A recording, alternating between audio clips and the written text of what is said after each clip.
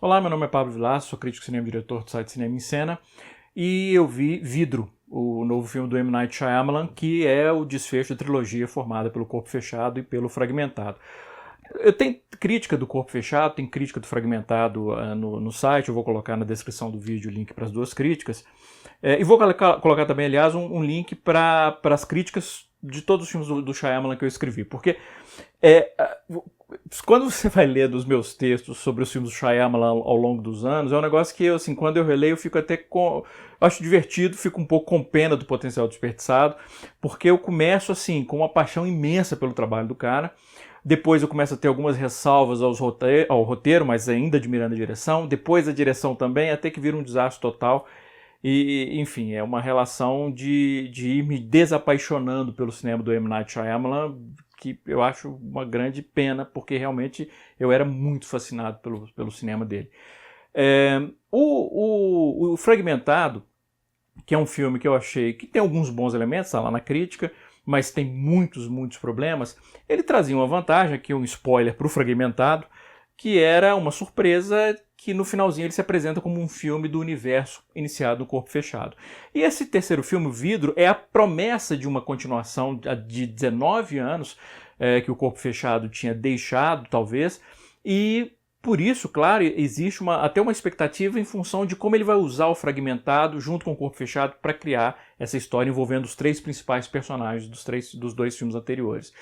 E o que dá para se notar de imediato no Vidro é que, para começar, é difícil entender por que ele resolveu chamar o filme de Vidro. Porque o Senhor de Vidro, o Senhor Vidro, né, o personagem do Samuel Jackson, dos três personagens, ele é sem dúvida nenhuma o que tem menos destaque no filme. Alguém pode até dizer sim, mas ele é o mais inteligente dos três, ele planeja muita coisa, etc.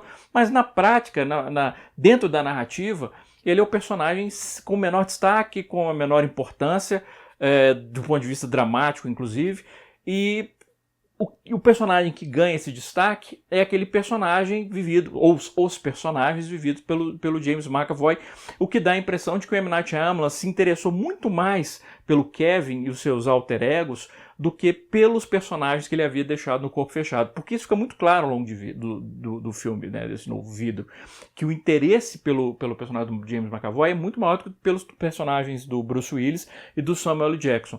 E essa falta de equilíbrio entre os três acaba prejudicando o filme como um todo.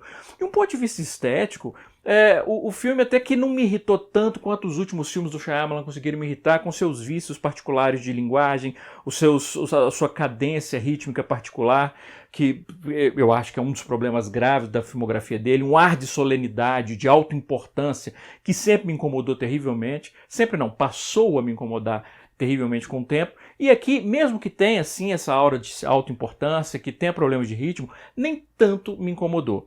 Gosto do esquema de cores adotado, embora seja um esquema de cores óbvios, né? Óbvio, o roxo com o Samuel Jackson, o vidro, o amarelo com pinceladas de azul, mas principalmente o amarelo com o James McAvoy, e o personagem do Bruce Willis com verde escuro, enfim, com um tom mais escuro, que se contrapõe ao que a gente normalmente espera de um herói. Eu acho interessante, é óbvio, mas enfim, funciona. Gosto também de como essas cores ficam mais lavadas em boa parte do filme, porque eles estão se questionando em relação à própria natureza. Então a identidade de super-herói, de quadrinhos não está tão forte, então as cores ficam mais lavadas, até que eles passam a ter mais certeza e as cores voltam e tal. Acho isso tudo muito legal, repito pela milésima vez, é óbvio, mas é legal, eu gosto desse tipo de preocupação. Agora, os problemas presentes no roteiro do filme são difíceis de se contornar.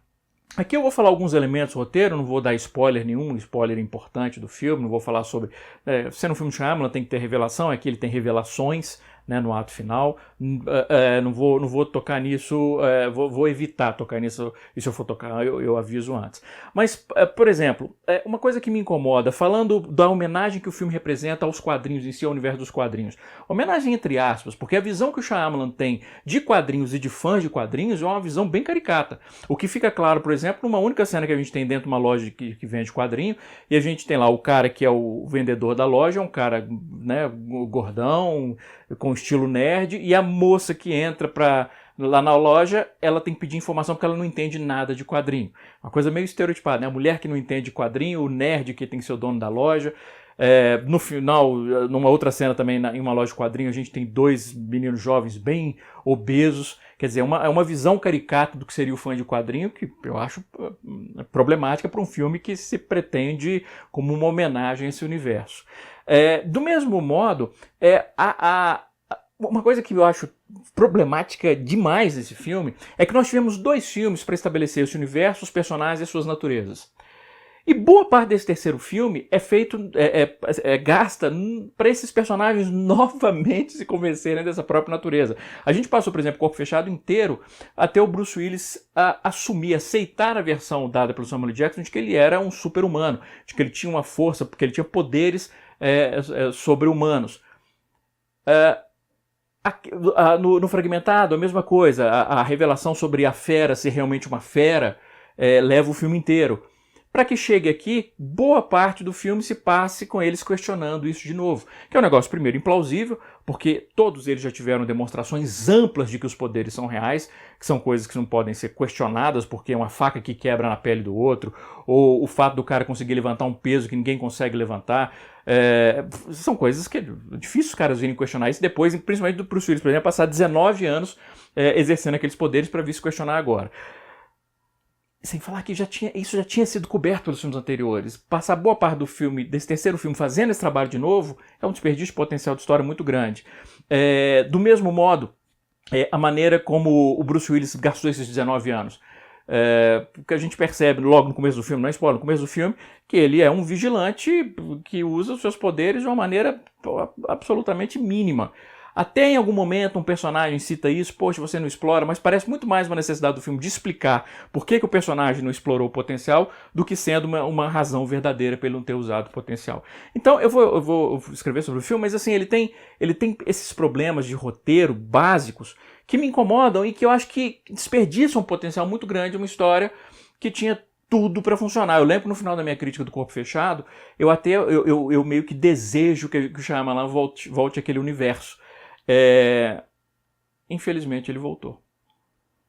É isso. Não é um dos piores filmes do Shyamalan, mas está longe de ser um retorno à boa forma. Um grande abraço e bons filmes.